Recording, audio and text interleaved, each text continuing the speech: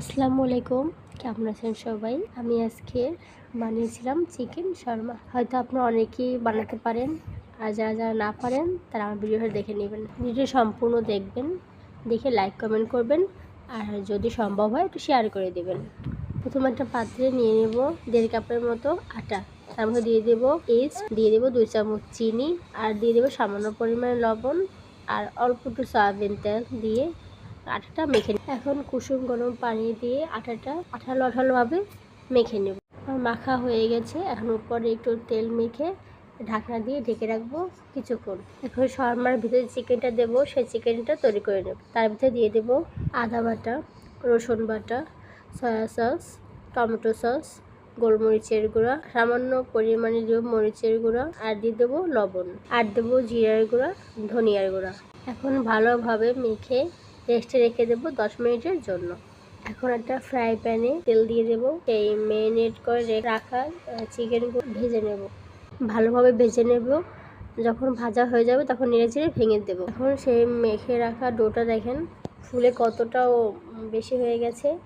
এখন আমি সেটাকে ভালোভাবে হাত দিয়ে মেখে নেব। হাতে লেগে লেগে পড়বে যেন, আপনার একটু হাতে তেল মাখিয়ে নেবেন আর আটা মাখিয়ে নেবেন।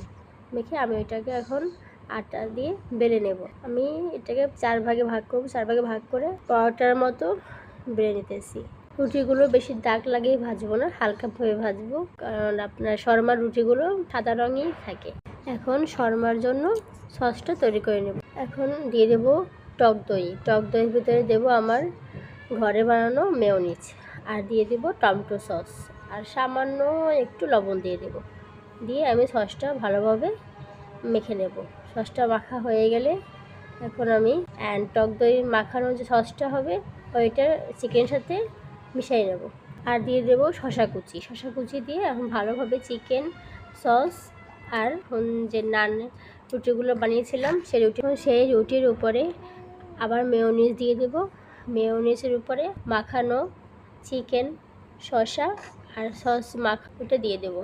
ওটা দেওয়ার উপরে আমি আবার শসা দিয়ে দেবো, আবার একটু মেয়োনিজ দিয়ে দেবো, দিয়ে রুটিটা ভালোভাবে বটে নেবো। আপনার আমি কীভাবে করছি, তারপর আমি রুটিটা মাঝখান থেকে কেটে নেবো, বা আপনারা আস্তাও খেতে পারবেন, তাই মাঝখান থেকে কেটে নিয়েছি। মাঝখান থেকে কেটে পরিবেশন করলাম। তো আপনারা একবার ট্রাই করে দেখবেন যে কেমন লাগে। অবশ্যই ভালো লাগবে, অনেক মজা হয়েছে। আল্লাহ হাফেজ, ভালো থাকবেন সবাই।